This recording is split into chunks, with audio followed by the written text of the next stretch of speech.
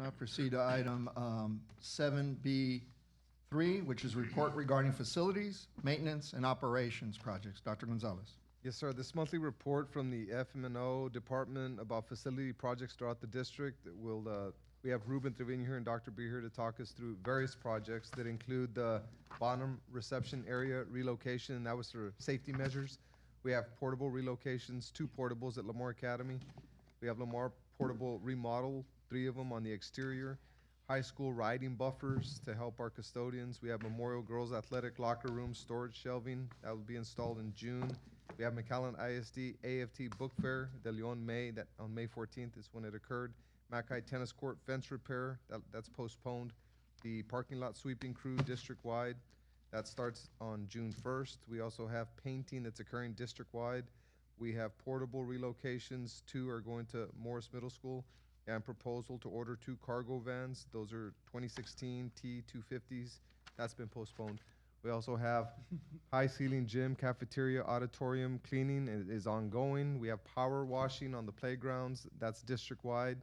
That's going to be all complete, or that's already all complete. And then we have work order systems at 15 schools. It's ongoing, and this was just for information only. So if you have any questions on any of those projects. So is your voice being projected to Mr. Trevino, or? Thank you, Mr. Trevino, for your report.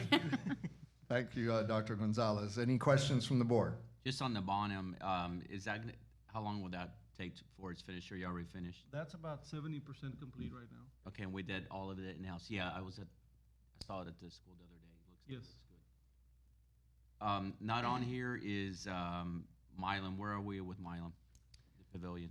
The Milan Pavilion is in design right now. We should be pretty much about at 85%. I'll be meeting with the architect, structural engineer on the project this week. I walked the campus on a Friday with the civil engineer, went over the drainage areas, and the survey is already ongoing for that particular campus right now. On the turf at Memorial, where we are on that? All the information has been submitted by the awarded contractor. It is now at Adlison Hall, and we're waiting the contract. Okay. How long do you think that one's going to take, that project? Because we're starting, we're June, about 60 days? We're looking, weather permitting, 50 to 60 days. Okay. Once we, give the notice to proceed and the contractor mobilizes. Spring ball's what, August? It's gonna Be close. Coach Littleton is okay with it. They've got the practice fields in good shape right now, and we've been in contact with him, and he seems to be okay. Any further questions? That's it. Mr. Trevino, any further questions on this? Mr. Trevino, you're able to regulate the cooling and heating remotely to all the campuses within the district? Correct, mostly. Mostly, okay. Are you also able to generate reports on what the climate is on those campuses and those units at any given time?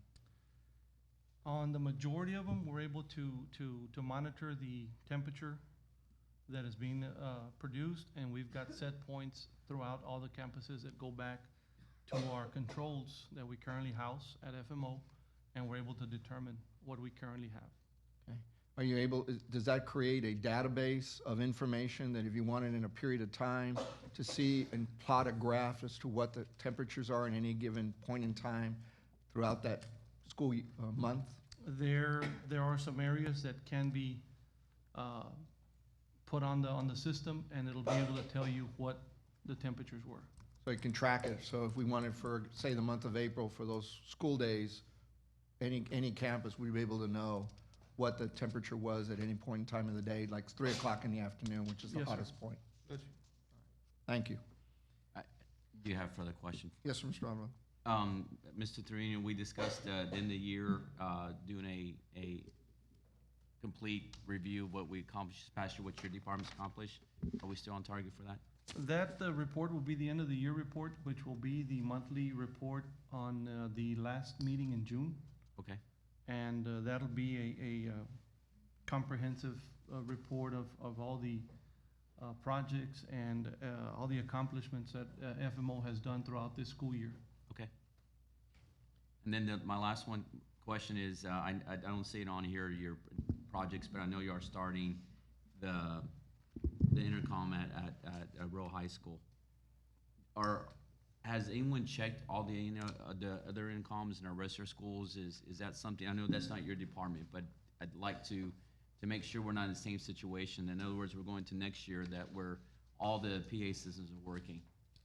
I believe Mr. Carr is doing a complete assessment of the district-wide intercoms. That is a technology area. Okay. So they are looking into the rest of the intercoms to make sure that everything is functioning. Can we add that to the report, Mr. President? So- Yes, sir.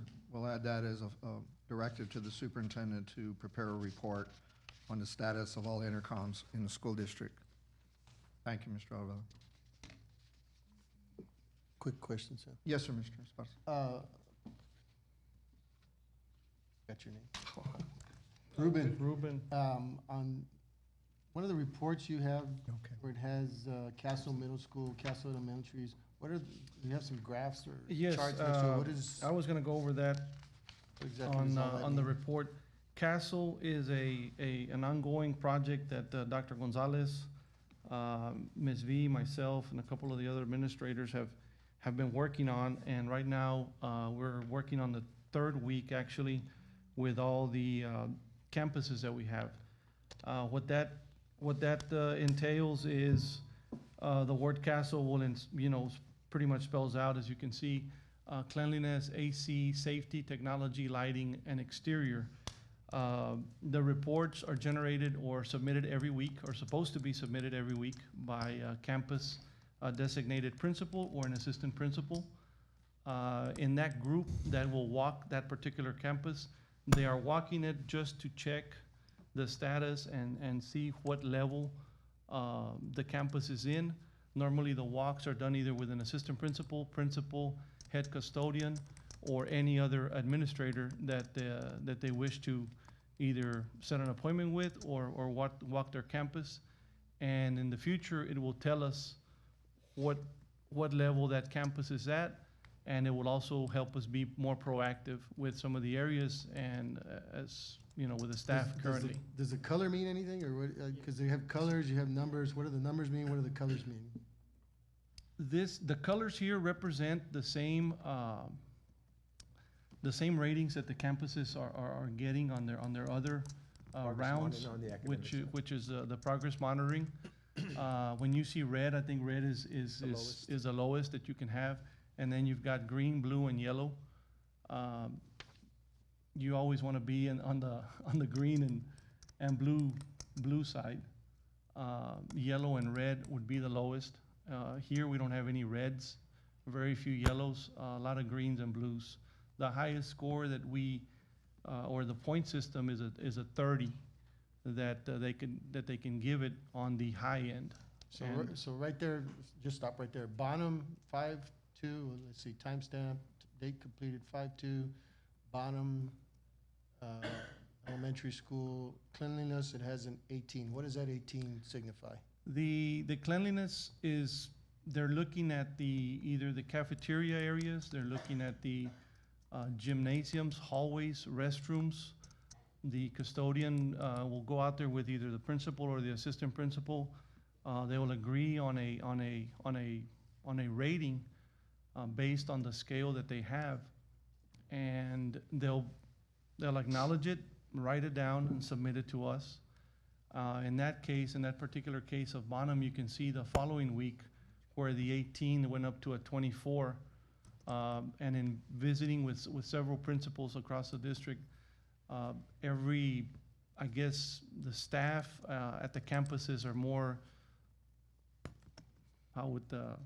vigilant out there, more trying to make sure that things are getting done right and taken care of. Can you, I guess, just provide us next time if you give us the chart again, what the colors mean, some kind of scale or something on the Sure. bottom, what the scale, Yes. what the colors mean and how, what the numbers mean, or as far as like a range. So Okay. the numbers go from 0 to 30, right? Yes. Yes, okay. And we'll provide the legend. legend There you that goes with it. And this will pretty much be on a quarterly report basis so that you're able to see the color charts. I see any other questions? No, that's fine. All right, Dr. Gonzalez, if you want to go ahead. Oh, I just wanted to commend the team because we took instructional rounds, and what we did is we took the same concept of instructional rounds and said we wanted to get staff members involved in working together to determine the cleanliness, for example, of a building. That's just looking at the C. But if we were a network, Mr. Salivar, myself, and Mr. Forina, if we're a network of 3, then we're going in to determine, let's say, for example, a locker room or a restroom, and there's a Likert scale of 1 to 5. So all the 30 that you see is a culmination of a lot of 1 to 5. So we'd be looking at a restroom to say, is this a 1 to 5? 1 being the lowest, 5 being the highest. So when you take all the numbers and you start to add them within all the different metrics, that's where you get the bigger number. But I just wanted to emphasize that it's a 1 to 5 on restrooms, 1 to 5 on temperature, 1 to 5 on. So, but what we can do is we'll break it down to make it more understandable. But I wanted to just let you guys know that this is our creation. Nobody else is doing this. And it's taken from instructional rounds, and we wanted it to be a mechanism where we gathered qualitative data to determine how well we were doing on the facility side. So this is just everybody helping facilities, maintenance, and operation and looking at our buildings. But we will be more specific on what the colors mean, and we'll come up with a Likert scale and show you the rubric that we're using. But I did want to emphasize that this is our creation, and nobody else is doing this. Thank you, Dr. Gonzalez. Dr. Mr. Gonzalez, when under safety then, so you're looking at all the same safety features, all the schools? It could be where, let's say, for example, we're walking a building and we see a broken bench and we see that there's wrought iron sticking out of the bench. But it's not a consistent thing like you have you're checking off, or, because I know it's like one school has a lower mark, and I'm trying to figure out, is it because of access, or why is there It safety? could be. There's a multitude of reasons. We're looking at safety in general. So anything that we're walking around the building, but we may be looking at safety within a locker room or a gym, safety within a library and a hallway, safety in a classroom. So it's since the buildings are so large, we're taking, I guess, specific areas within a building with the emphasis when we're looking at S on Castle is safety mechanisms. Anything dealing with safety, we score. So it's just so that we can go back into the office and have a conversation about cleanliness or have a conversation about safety, because what we were seeing is the same broken bench with wrought iron sticking out week after week, and it wasn't anybody's fault. It was just that nobody had spotted it, and now that we have more people on the ground looking at it, little things like that are being caught. Restrooms are being paid attention to, but we didn't want it to come across as a work order generating mechanism. We wanted it to be more of an in-house, take care of business type mechanism. But we need to clarify it more because since it is our creation and it's a complex system, I guess we have to do a better job of breaking it down and simplifying it for the board. And y'all just haven't got to Alvarez, Brown, and Rowe? Is that why they don't have marks yet? What we're asking them to do is submit. I don't know if they've submitted yet. They did submit, the ones that you see blank only submitted the color, not the actual number. Oh, So But we have to get everybody's more already been standardized notified. on that. Yes. okay. Alvarez. Thank you, sir. Suarez. I don't want to spoil it for everybody, but I'm looking at this and I have some concerns. So let's take, for example, Milam, consistently air conditioned, 25, 2 weeks in a row. I mean, principal, staff thinks that air conditioning at Milam is doing well. At what point do you begin to worry? I'm looking at Bonham, 1 week it's at 18, the next week it's at 17. I look at Castañeda, the first week is 12, second week, or the first week is 13, and then it goes down to 12.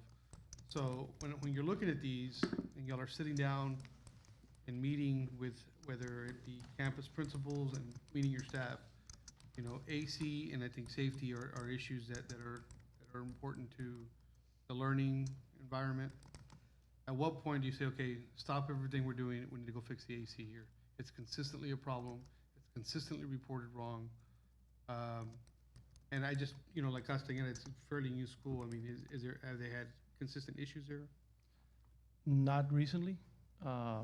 That particular number that they're using, I mean, could be a certain area that's specific to, but usually whenever there's any AC issues or anything that's major, they submit the work order or call direct.